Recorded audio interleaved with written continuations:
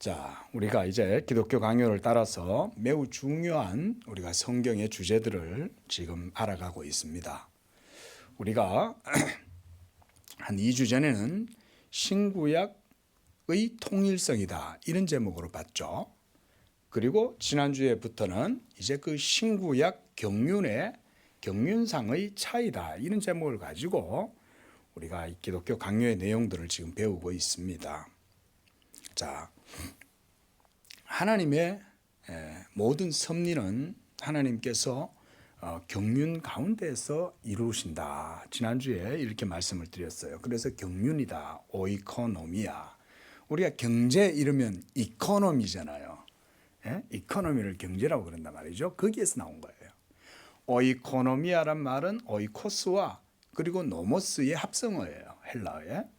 그래서 하나님의 섭리와 하나님의 행하시는 일, 경륜, 사역 이것들을 하나님께서 이루어 가시는데 바로 그것을 집으로 표현을 하는 거예요. 그래서 모세가 하나님의 집을 맡아가지고 율법의 시대에 하나님의 집에서 모세가 모든 하나님의 일들을 감당했던 것처럼 예수님도 하늘의 집, 하나님의 영원한 우주적인 그 집에서 예수님은 종이 아니라 모세보다 더 뛰어난 맏아들로서 아들이니까 그 하나님 아버지의 유일한 상속자잖아요. 예수님이. 그러니까 자기가 유업을 이어받을 그 집의 모든 일들을 도맡아서 예수님이 주관하고 다스린다. 이런 의미에서 경륜이란 말을 쓰는 거예요. 오이코노미아. 예수님은 그러니까 어드미니스트레이터죠. 관리자고 주관자고 다스리는 자가 바로 이 예수님이신데 바로 이 모든 경륜이 바로 이와 같이 하나님의 섭리 가운데에 신약과 구약으로 나뉘어져서 성경이 그렇게 우리에게 보여주는 거죠. 하지만 어떻습니까? 신약과 구약은 본질상 따로따로입니까? 세대주의자들이라는 이 신학자들이 있습니다. 세대주의 신학 이단입니다. 이들은 하나님께서 이 인류를 구원하시는 데 있어서 세대마다 다른 방식으로 몇 개의 세대가 나뉘어지면서 한 7차례인가 이렇게 나뉘어 가지고 하나님의 구원의 섭리를 그렇게 이해했어요. 그래서 우리가 그 이단이라고 그러는 거예요. 그러나 우리가 바르게 성경을 이해하면 성경이 말하는 바는 뭐냐? 구약의 율법 아래에서의 모든 언약적 삶과 이스라엘 백성들의 모든 역사는 하나님의 경륜으로 말미암아 구약의 율법 아래에서 하나님을 섬겼다 그 말이죠. 그래서 그들에게는 율법이 그림자였고 모형이었고 상징이었고 몽학선생 아래에서 초등학문을 배우는 수준에 머물러 있었다 그랬어요. 그런데 이제 우리가 오늘 갈라디아서 4장 4절 말씀에 보면 때가 참에 이런 말씀이 있어요. 사도 바울은 이 때라는 것은 하나님의 경륜의 때를 말하는 거예요. 이제는 하나님께서 이 모든 구원의 역사가 무르익을 때가 됐다 이 얘기인 거예요. 그래서 이스라엘 백성들이 아브라함 때부터 세례 요한 때까지 계속해서 율법 아래에서 하나님을 섬겼다가 이제 예수 그리스도의 오심으로 말미암아 때가 참에 예수 그리스도께서 율법 아래에서 나시고 그래서 이 구약의 모든 율법의 언약을 십자가로 성취하시는 거예요. 할렐루야. 그 성취하심이 바로 우리에게는 복음의 은혜와 진리와 재료가 됐다. 재료가 되었다. 자, 그래서 이제는 신약은 바로 그 구약의 일종의 우리가 씨에서 싹이 올라와서 열매가 맺힌 걸 우리가 복음이라고 할 수가 있어요. 또 이 구약은 이제 하나님의 이 열매를 맺히는까지 계속해서 그 땅 속에 움트고 이렇게 있다가 이제 움터가지고 나오게 된 것을 우리가 복음이라고 이렇게 말할 수 있는 거죠. 그래서 제가 지난주부터는 신구약의 경륜상의 차이에 대해서 설명을 드렸어요. 이게 유익한 건 뭐냐면요. 우리가 이걸 분명하게 알아야 돼요. 율법과 복음이 본질상은 하나의 언약이지만 그러나 경륜상의 차이가 있다는 점도 우리가 분명히 기억해야 된다는 거예요. 자, 율법은 복음입니까? 이렇게 말하면 아니다라고 말해야 돼요. 그러나 율법과 복음은 한 동일한 본질입니까? 그러면 맞다고 말해야 돼요. 그러나 하나님께서 경륜을 통해서 구약 시대에는 모세의 율법 아래에서 백성들이 삶을 살면서 그 아래에서 장차 올 좋은 것, 저 하늘에 속한 것, 하늘에 신령한 하나님의 성소, 새 예루살렘, 그 하나님의 그 성전이 이 땅 가운데 임마누엘 하시게 될 때까지는 그것을 맡겨둔 거예요. 율법 아래. 그래서 오늘 우리가 읽었던 이 히브리서 9장 말씀에도 보면 1절에 첫 언약에도 섬기는 예법과 세상에 속한 성소가 있었다라고 얘기하면서 거기 보면 이렇게 있어요. 자, 거기에 9절 말씀을 보십시오. 이 장막은 현재까지의 비유다 그랬죠.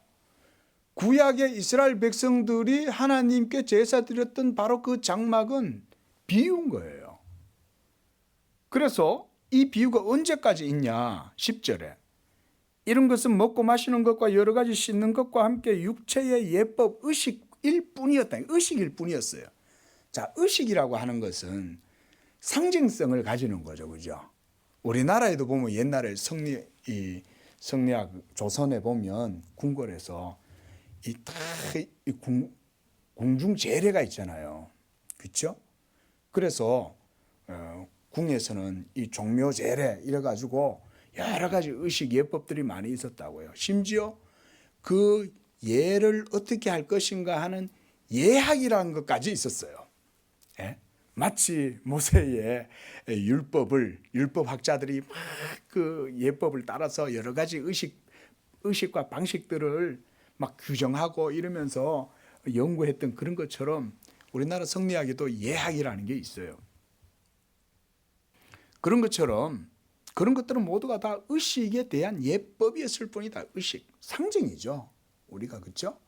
뭐 보면 쫙 치면서 궁궐에 있는 악사들이 전부 다 이렇게 뭐 비파를 하고 뭐 이렇게 소금도 불고 그러잖아요. 그런 모든 내용들은 다 우리 전통적인 궁중 안에 있는 그 예법에 대한 의식들이죠. 그걸 통해서 왕의 권위를 드러낸다든지 아니면 종묘 사직에 대한 그런 내용들을 갖다가 드러낸다든지 이렇게 했지만 구약의 율법도 마찬가지인 거예요. 하지만 그것은 언제까지 맡겨둔 건가요? 보세요. 개혁할 때까지 맡겨둔 것이다. 이렇게 말하죠. 개혁할 때라는 얘기는 의식이나 모형이나 상징이나 그림자나 이런 것들이 이제 다 끝나고 실체가 임함으로 말미암아 본질이 드러나고 성취가 될 그때, 그걸 바로 우리가 개혁할 때죠. 예수 그리스도가 오셔서 십자가로 이 모든 것들을 다 외적으로 눈에 보이는 의식법, 예법, 모든 그림자, 상징 이런 것들을 다 예수님이 자기 몸으로 폐하신 거예요.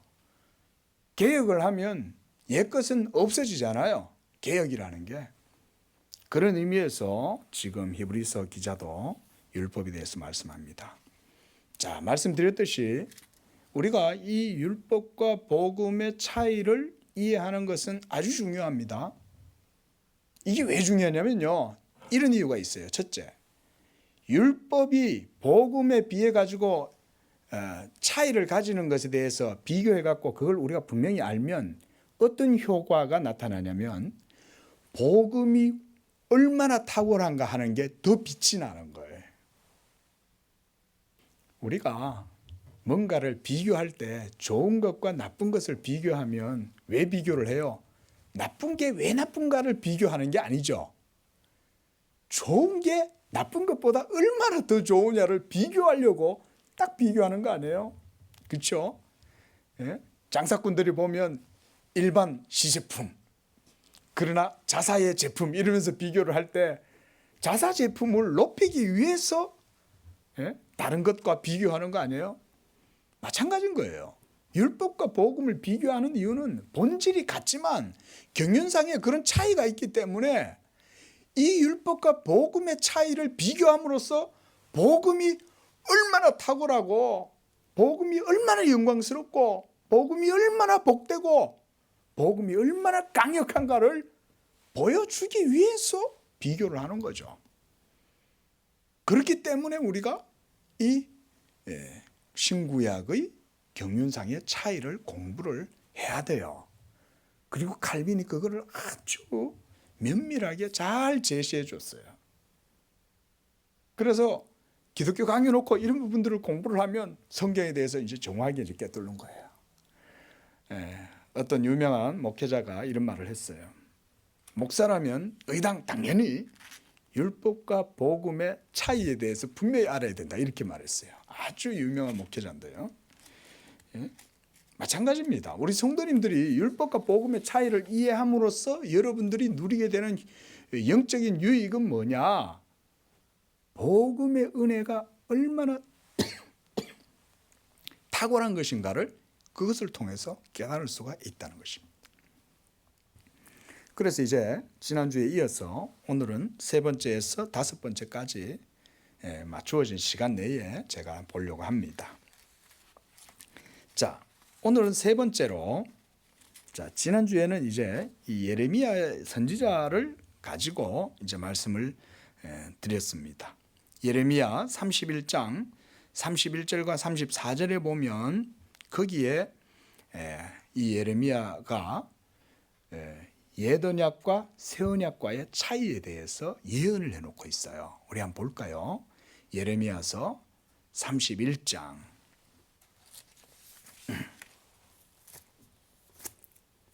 우리 요즘 새벽기도 때 예레미야 말씀을 보는데 아직까지는 우리 31장까지 안 나갔죠. 자, 예레미야서 31장 31절 한번 보십시오.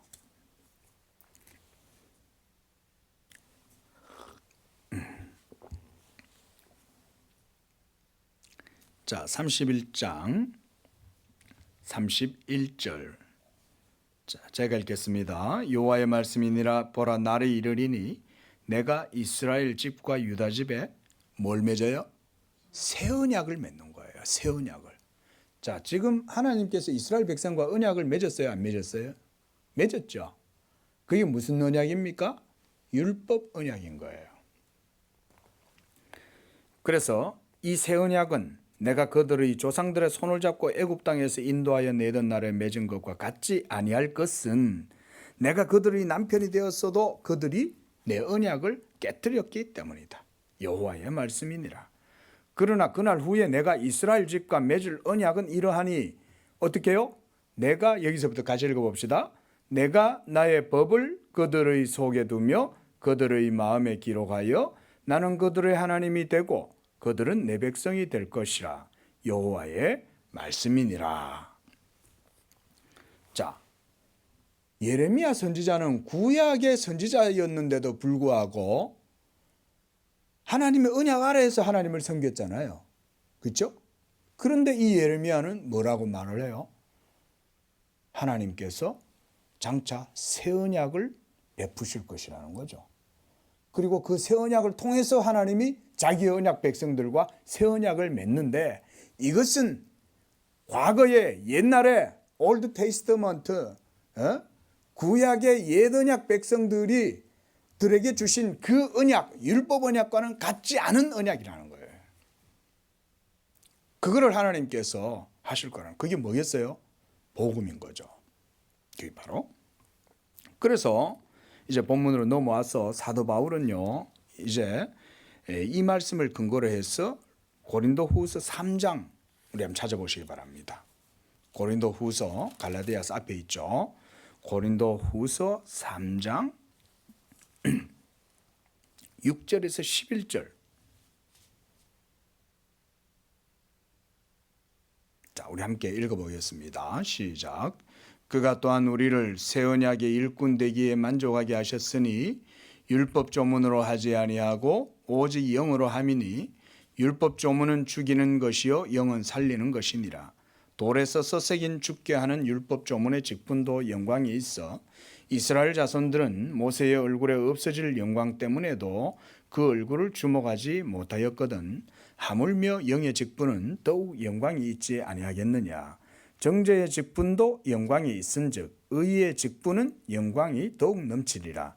영광되었던 것이 더 큰 영광으로 말미암아 영광될 것이 없으나 없어질 것도 영광으로 말미암았은즉 길이 있을 것은 더욱 영광 가운데 있느니라.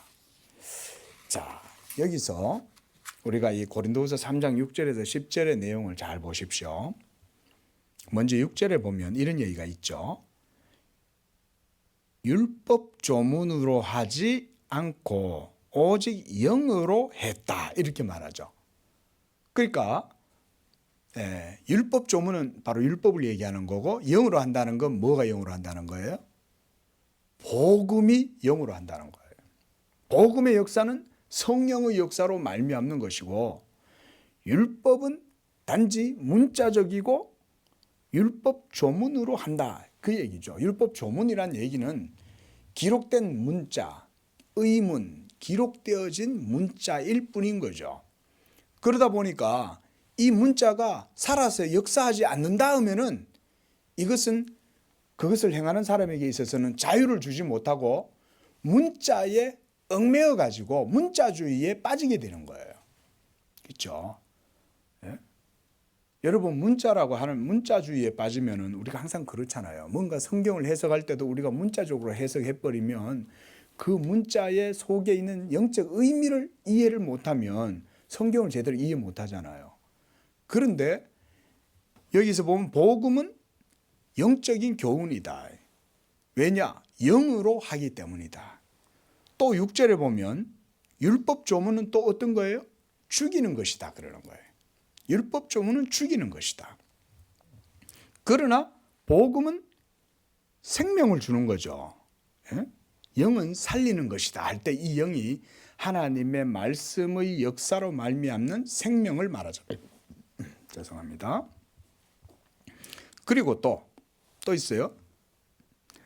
율법은 어디에 새겨져 있어요? 돌판에 새겨져 있죠.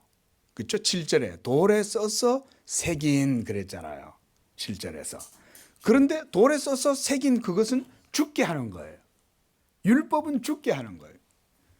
그러나 후자는, 복음은 사람의 마음 위에 쓰는 거예요.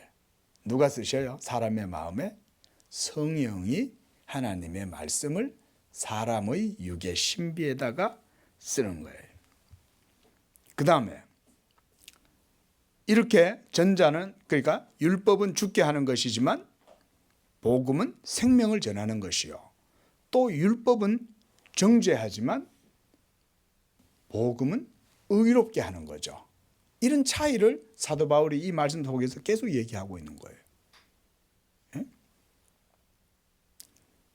그래서 또 하나는 뭐냐? 11절 보십시오. 자, 이번에는 어떤 비유를 하고 있습니까?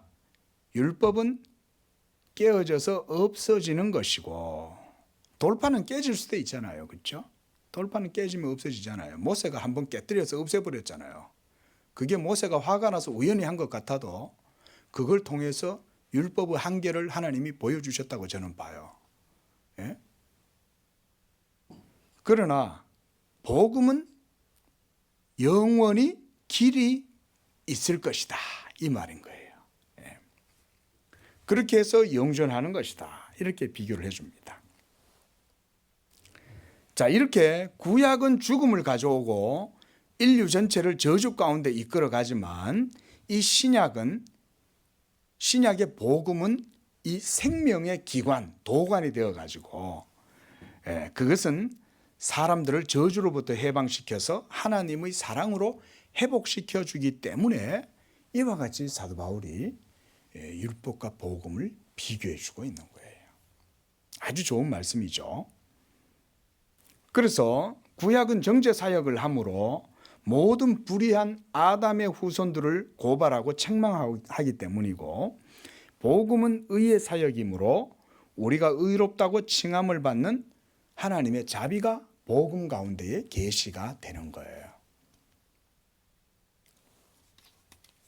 자, 마지막 대조는 이렇게 의식법에 관계된 겁니다. 뭐냐면 모든 구약의 의식들, 예법들 이런 것들은 날과 달과 절기 이런 것들을 삼가 너희가 지킨다. 이렇게 사도 바울도 지금 말씀하잖아요.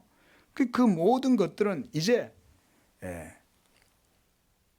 상징성을 담고 있기 때문에 때가 이르면 그것들은 파괴되고 사라질 수밖에 없는 것이고, 반면 복음은 바로 본질이고 실체를 가지고 있기 때문에 그것은 영원히 굳게 서 있게 된다는 거죠. 우리가 이렇게 신약에서 하나님을 섬길 때 우리가 구약 이스라엘 백성들처럼 하나님을 섬기지 않잖아요. 예? 우리가 이 신약의 개신교, 로마 교회는 여전히 미사에서 여전히 그런 율법적인 그런 것들을 떠나지 못해가지고 그러고 있지만, 우리 개신교는 종교개혁 이후에 하나님께 예배 드릴 때 이렇게 목사가 말씀 전하고 복음을 전하고 성경이 강해되면 그걸 들음으로 여러분들이 믿음으로 그 복음을 듣고 그렇게 해서 예수 그리스도가 선포되어질 때 그 예수 그리스도의 복음에 대한 것들을 들음으로 여러분들이 믿음으로 하나님께 영광을 돌리는 거예요. 요거밖에 없어요. 얼마나 간단해요. 그런데 이게 아주 간단한 것 같지만 이 속에는 모든 진리가 다 들어가 있는 거예요. 예? 복음을 선포하면 그냥 목사의 말만 나옵니까? 성령이 그와 함께 하시는 거죠. 그러면 여러분들은 또한 성령의 은혜 가운데 여러분들의 마음이 인도함을 받아서 목사가 전하는 하나님의 말씀이 여러분들의 영혼에 유익이 되게 하는 성령이 효과적으로 역사하시는 거예요. 이 시간에.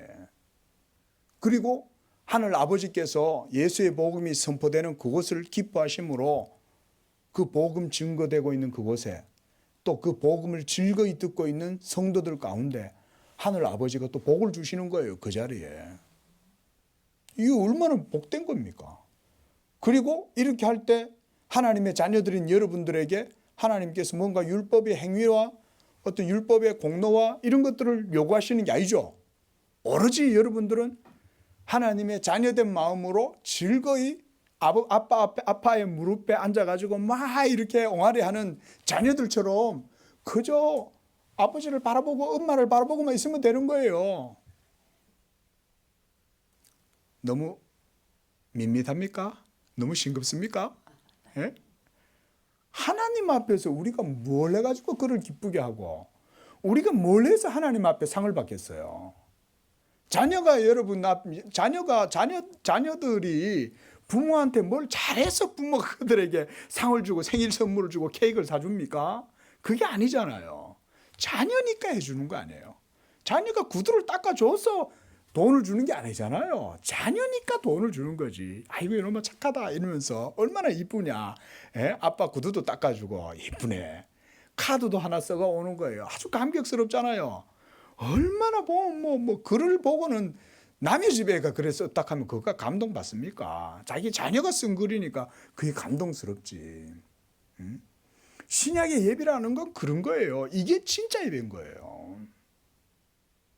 그 종교개혁 이전에 로마 캐톨릭 아래에서 지금도 마찬가지입니다. 지금도요. 지금 볼 때는 막 경건해 보이고 성스러워 보이고 거기에 막 온갖 영적인 뭔가 의식들이 행해지니까 거기에 뭔가 거룩한 게 있는 것 같지만 전부 다 거짓말입니다. 제가 남의 종교를 비하하는 게 아니에요. 진리를 놓고 말할 때 전부 거짓말입니다. 거짓말. 예? 진리로 봤을 때는 가증스러운 거예요. 모두 예수 그리스도의 은혜를 다 차단하는 거예요. 하나님 아버지와 성도가 직접 만나서 서로 사랑할 수 있도록 해놨는데 저들이 지금 가로막고 전부 다 중간에서 자기들이 다 거짓하고 있는 거예요. 그래서 종교개혁이 일어난 거예요. 자, 이 신약의 예배가 얼마나 복되고 아름다우냐. 복음이 선포되면 진리가 역사하는 거예요. 이곳에. 이걸 믿으셔야 됩니다. 예수의 복음은 하나님이 하늘에서 인친 거기 때문에 하나님이 하늘에서 인치신 거면 그것만큼 위대한 게 어디 있어요. 우리 교회가 작지만 저는 그래서 복음이 있기 때문에 배짱이 두둑한 거예요. 하나님의 말씀이 우리와 함께 있는데 우리가 여기 몇 명이 있든지 그게 무슨 상관이에요. 여기 있는 성도들이 예수 그리스도의 그 복음으로 말미암아 하나님을 기뻐하고 사랑하고 하나님과 교제하고 그 속에서 하나님을 알고 여러분들이 하나님께 옹알옹알거리고 하나님은 여러분들을 향해서 도리도리 그리고 그러고 있으면 그것만큼 기쁜 예배가 어딨냐 이거예요. 그렇지 않아요? 우리가 집에 가가지고 부모님들이나 자녀들에게 원하는 게 뭐예요? 그거 외에 없잖아요. 그게 집이잖아요. 그게 집. 하나님의 집은 그거 외에 없어요. 그래서 신약의 예배가 가장 단순하면서도 그 속에 모든 진리의 총화가 복음 선포 가운데 다 들어있는 거예요. 이게 우리 개신교의 예배인 거예요. 진리의 예배. 이걸 아셔야 돼요. 뭐 어떤 분들은 로마 캐톨릭의 그런 걸 보고 뭐 더 대단하다 이렇게 보이지만 그건 전부 다 인간의 외적인 의식에 사로잡힌 어떤 형식이나 이런 의식 절차 이런 것에 사로잡혀 갖고 그런 거예요. 진짜 자유함은 영을 통해서 자유하는 거예요. 복음이 선포되고 성령이 말씀 속에 역사하고 하나님 아버지의 사랑이 예수 그리스도 가운데 드러나고 그래서 예수로 말미암아 믿는 성도들이 예수 믿음 가운데에 하나님 아버지를 아빠 아버지라고 부르고 그런 자유함이 있고 그 자유함이 있으면 행복하고 기쁘잖아요. 하나님을 두려워하지 않는다고요. 더 이상. 왜? 그리스도 예수 안에 있으니까. 예? 그래 얼마나 행복해요. 바로 그렇게 진짜 예배죠. 자, 이제 차이점 네 번째는 구약의 예속 언약과 신약의 자유 언약이다. 우리가 이렇게 말씀드리겠습니다. 성경은 구약을 사람의 영혼에 두려움을 낳기 때문에 예속 언약이다. 예속한다. 본데이지. 이렇게 한다는 거죠. 그 다음에 신약은 그들을 들어 올리고 그리고 확신과 평정에 이르게 하는 자유 언약, 프리덤, 자유 언약이다. 이런 맥락에서 사도 바울이 로마서 8장에서 이렇게 말씀했어요. 15절에 보면 너희는 다시 무서워하는 종의 영을 받지 아니하고 양자의 영을 받았으므로 우리가 아빠, 아버지라 부르짖느니라. 한번 해볼까요? 아빠. 예. 이 히브리 말로 아바입니다. 아바. 이게 엄마하고 아빠 이거 만국 공통어인 걸 아시죠? 예? 다른 나라에도 가면요. 마, 엄마 많이 씁니다. 아빠도 마찬가지입니다. 아바. 아브라함도 아부잖아요. 아부는 아버지거든요. 아브라함 할 때 그것도 아버라고 쓰잖아요. 아빠 이 말 쓰는 거예요. 하나님을 아빠, 아버지라고 부를 수 있는 것은 신약의 복음의 은혜 안에 있는 사람들만이 할 수 있는 자유예요. 어떤 분은 그랬다잖아요. 하나님이 너무 두려운 나머지 경외하신 하나님을 경외하긴 하는데 하나님을 아버지라고 하니까 아버지보다 더 이렇게 하나님을 높이 부르려고 아버님 이랬대잖아요. 하나님 아버님. 예? 우리 건우가 저한테 와갖고 아버님 이러면 얼마나 제가 어색하겠어요. 야, 너 뭐하냐? 이럴 거 아니에요. 야, 뭐 잘못 먹었냐? 너 왜 그래? 뭐 잘못했어? 이런 식으로 나갈 거 아니에요. 예? 근데 건우는 그냥 아빠 이렇게 말하는 거예요. 어떨 때는 내 앞에 와가지고 그냥 뭐 제가 지 말 안 들어주면 저한테 와 막 의자를 팍팍 발로 차는 거야. 좀 내 말 좀 들어봐. 어떨 땐 내가 귀를 안 기울이면 내 귀를 꽉 잡아 당겨가지고 지한테 자기 잡아 당기는 거예요. 동네 아저씨한테 그렇게 할 수 있습니까? 그렇게 할 수 없죠. 아빠니까 하는 거잖아요. 하나님도 마찬가지입니다. 하나님은 그래 따지면 그거보다 훨씬 더 친밀합니다. 여러분들이 이걸 아셔야 돼요. 하나님은 육신의 아들과 아빠가 서로 사랑하는 것보다 훨씬 더 깊이 그의 영의 자녀들과 하나님이 더 깊은 사랑을 나눕니다. 믿으시기 바랍니다. 이 말 그대로 받아들이시면 돼요. 하나님이 그렇게 여러분들을 사랑하시는 거예요. 얼마나 사랑하시는지 몰라요. 그래서 갈라디아서 4장 22절에서 31절에서도 사도 바울은 우리가 갈라디아서 강의 때 이거 봤죠? 그렇죠? 예? 하갈은 어디를 비유로 했어요? 시내산을 비유하는 거죠. 그 시내산에서 모세가 율법을 받잖아요. 그러니까 그 여종 하가를 이스라엘 사람들이 율법을 받은 시내산의 모형으로 비유를 했어요, 바울이. 그러면 사라는 어때요? 사라는 자유하는 여인이죠. 아브라함의 본처이고 주인이잖아요. 하갈은 그 사라의 몸종이란 말이에요. 종이었단 말이에요. 그러니까 이 사라는 복음이 흘러나오는 저 하늘의 예루살렘의 형상을 사라의 비유를 해서 사도 바울이 얘기한 거예요. 그래서 하갈의 후손은 예속이 되어서 종으로 태어나는 거예요. 그들이 바로 율법 아래 있고자 하는 자들이다 이거예요. 그래서 율법의 행위로 하나님 앞에 의롭다함을 얻으려고 노력하는 사람들 얼마나 노력해야 돼요, 그죠? 그래서 마틴 루터의 회심기에 보면 그런 게 있잖아요. 예? 루터가 친구하고 걸어가다가 하늘에서 벼락이 쳐서 그 옆에 있는 자기 옆에 걸어가던 친구는 그 자리에서 즉사를 해버리고, 그러고 난 이후부터 신에 대한 두려움이 루터를 사로잡기 시작하니까 루터가 사제가 되어가지고요, 하나님 앞에 자기를 드리기를 힘쓰고 이러면서 율법의 계명을 지키려고 엄청 수고하고 애를 썼다는 거죠. 그런데 율법을 지키려고 애를 쓰면 쓸수록 자기 자신이 얼마나 하나님의 율법의 저주에서부터 하나님의 율법의 진노와 저주 아래 있는 것을 더욱더 절감할 뿐이었다는 거예요.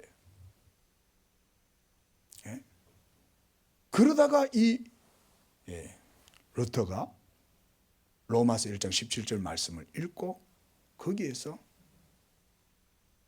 오직 의인은 믿음으로 말미암아 의롭다함을 얻는다. 복음에는 하나님의 의가 나타났어. 믿음으로 믿음에 이르게 하나니 오직 의인은 믿음으로 말미암는다 라는 말씀을 보고, 율법의 행위로 하나님 앞에 의롭다함을 얻지 못하고 예수 그리스도의 은혜로 구원받는 것이구나, 믿음으로 의롭다함을 얻는 것이구나 라고 하는 이 복음을 그때 정광석화처럼 깨달은 거예요. 그러고 나서 탁 치면서 모든 자기를 얽어매고 있던 것들을 다 벗어 던져버린 거예요. 사제복도 벗어 던져버리고 결혼도 해버렸어요. 그러고는 비텐베르그 성당에다가 탁 로마 종교의 부패한 그 모든 로마 교황청을 향해서, 교황을 향해 가지고 95개 반박문을 써가지고 붙인 게 유럽의 종교개혁의 신호탄이 된 거예요. 자, 여러분, 그게 바로 율법과 복음의 차이인 거예요. 루터는 그 두 가지를 다 겪은 거예요. 자, 이처럼 율법을 통해서는 우리는 예속에 처하게 되고 복음을 통해서는 중생함을 얻어서 성령으로 말미암는 자유함으로 이르게 되는 것입니다. 그래서 주의 영이 있는 곳엔 자유함이 있다 그러잖아요. 예수님이 하신 말씀이 바로 그거예요. 말하자면 구약은 공포와 전율로 그 율법 아래에 있는 사람들의 양심을 막 때리는 거예요.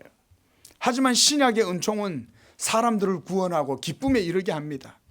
그리고 구약은 양심을 예속해서 굴레에 묶어서 속박하여 꼼짝도 못하게 했지만 신약의 복음은 하나님의 자비와 너그러운 긍휼로 해방시켜서 자유에 이르게 하는 것이 바로 복음입니다. 그렇다면 여러분, 이제 하나님에 의해서 중생하고 사랑으로 역사하는 이런 믿음을 가지고 계명에 순종하는 약속의 자녀는 그러므로 창조 이후 모든 역사 속에 하나님의 새 언약에 속한 자들이라고 할 수 있어요. 자, 아브라함의 믿음의 상태, 영적인 상태는 우리보다 더 나았을까요? 아니죠. 예수님도 그러셨잖아요. 아브라함이 보고자 한 것을 너희는 보았으니 너희는 복되다. 심지어 세례 요한조차도 구약의 모든 선지자들보다 세례 요한이 가장 큰 자지만 세례 요한조차도 천국에서는 작은 자다. 그건 뭔 얘기를 하냐면 어떤 존재의 품격이 낮다 이런 말이 아니에요. 그게 아니라 영적 진리를 말씀해 주시는 거예요. 복음이 그와 같이 율법보다 훨씬 탁월하다는 걸 보여주는 거예요. 그래서 이렇게 구약 성도들이 하나님을 섬기고 그렇게 했던 모든 순종들과 이런 것들은 육적이고 지상적이고 일시적이었던 것이 아니고 구약 성도들도 영적이고 천상적인 것이며 영원히 선한 것들에 대한 그런 소망 가운데에서 그들이 믿음 생활을 했다는 것을 알 수가 있어요. 제가 요즘 기독교 강요 이제 요약해서 올려드리는데 한번 요즘 읽어보시기 바랍니다. 요즘 마침 또 구약의 그 신구약의 차이에 대한 내용을 제가 요즘 요약해서 올리고 있어요. 그 얘기예요. 아브라함과 이삭과 야곱이 땅의 것만 바라보고 사느냐, 구약 이스라엘 백성들이 땅의 것만 바라보고 사느냐, 그건 아니었다는 거죠. 하나님의 약속의 말씀 가운데에서 장래 소망을 갖고 하늘의 것을 바라보면서 하나님을 섬겼다는 것이죠. 그리고 그들은 중보자 예수 그리스도를 믿었던 거예요.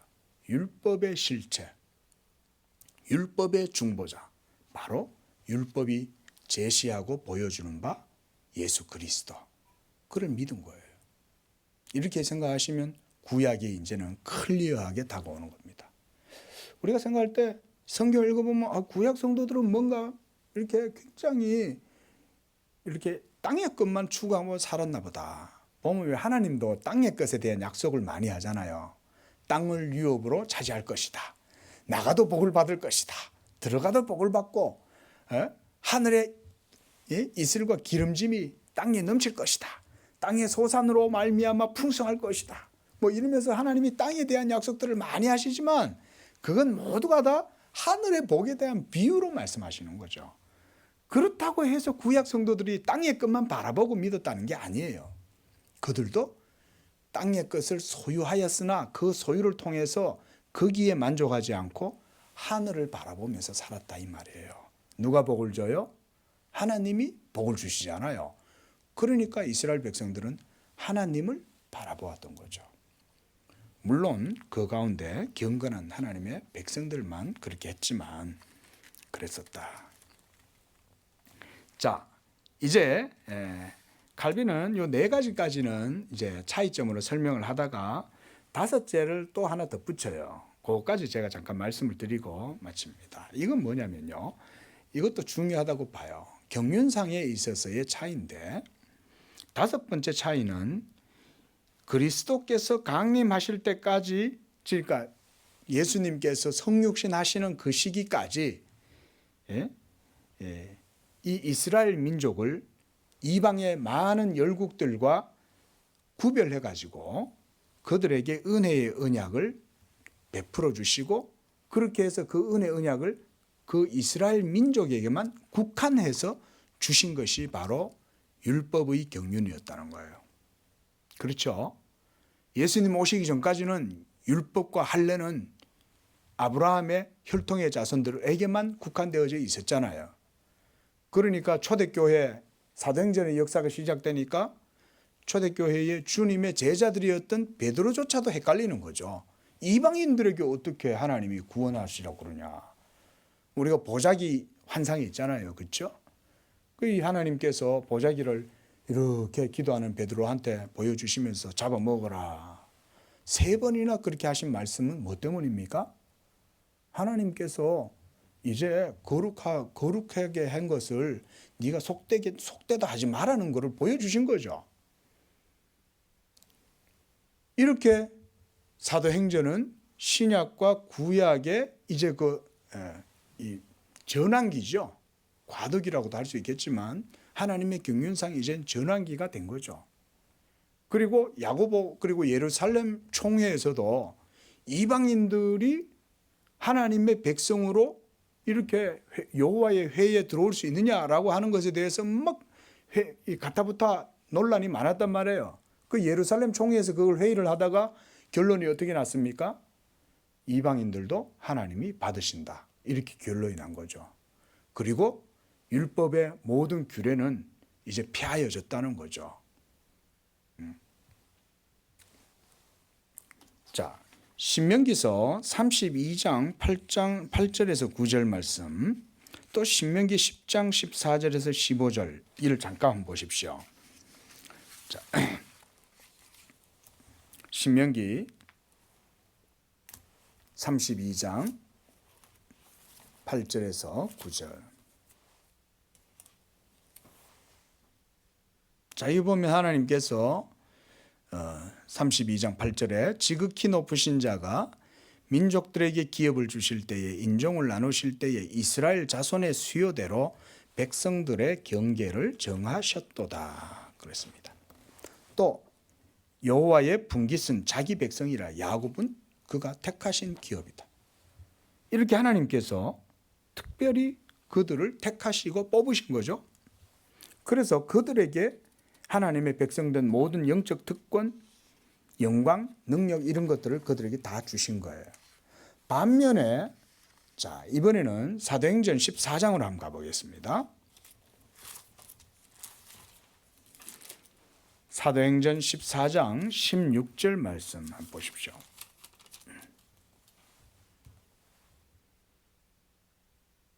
함께 읽어봅니다. 시작. 하나님이 지나간 세대에는 모든 민족으로 자기들의 길들을 가게 방임하셨다 그랬습니다. 자, 그러니까 하나님은 모든 민족들, 그러니까 이스라엘 이외의 이방의 모든 세계의 사람들은 마치 하나님 자신과는 전혀 관계없는 존재들인 양 내버려 두셨다는 거예요. 그래서 그들은 자기들의 길을 걸어가더라도 그냥 놔둔 거예요. 춘추전국 적어든 신의 혁명이든 무슨 저 지중해의 에게해에 일어나는 여러 가지 해전들이든 징기스칸이 온 세상을 점령을 하든 유럽까지 진출했든 하나님은 그냥 내버렸다는 거예요. 그렇게. 그러나 이스라엘 백성들은 하나님이 세계 가운데 유일하게 그들만 택하셔서 딱 하신 자녀들이고, 그리고 다른 민족들은 모두 이 언약에서 외인들, 이방인들이었던 거죠. 이방인들. 이스라엘은 거룩하게 되었지만 모든 민족들은 속된 존재들로 하나님이 내버려 두신 거예요. 그리고 다른 민족들은 그에게 가까이 나아가는 길이 모두 다 차단되었죠. 그러나 이제 갈라디아서 4장 4절에서 우리가 봤죠. 때가 참해 그리스도는 자기를 하나님과 사람들 사이에 화목제물로 제시하시고, 그리고 이방인들과 유대인들 사이를 가르던 그 경계의 담을 허물으셨죠. 그래서 주께서 이 담을 허물었다고 에베소서 2장 14절 17절에 말해요. 우리 다시 한번 찾아봅니다. 갈라디아서 뒤에 에베소서 2장 14절.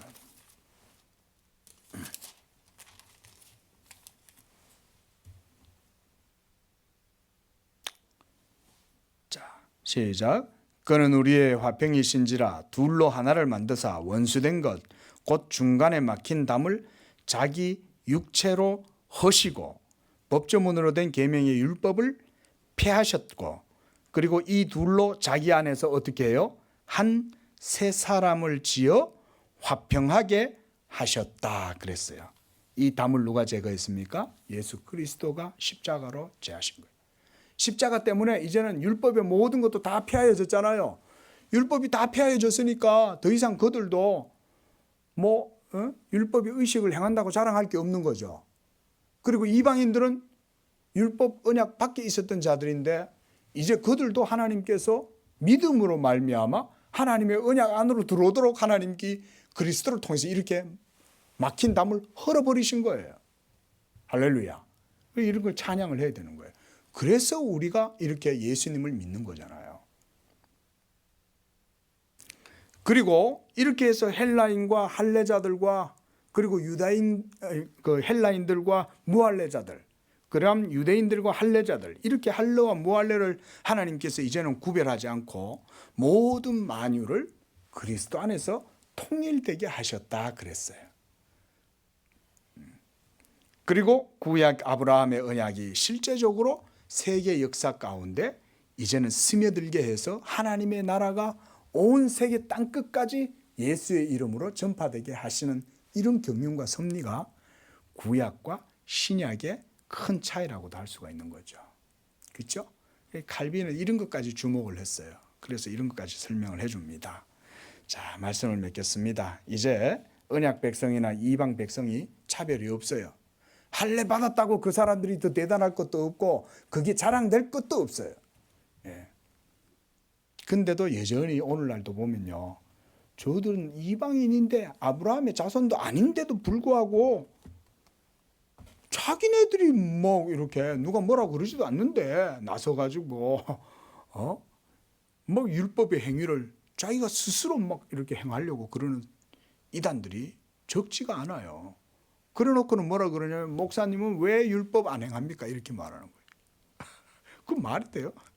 예? 목사니까 율법 안 행하지. 아니 목사니까 율법의 의식을 안 행하지. 저보고 안식일 안 지킨다고 막 뭐 이렇게 이단자가 와가지고 지는 목사도 아닌 게 하나님 나라에서는 복음을 가지고 있는 목사면 하나님 나라에서는 주님 보실 때 얼마나 높아요.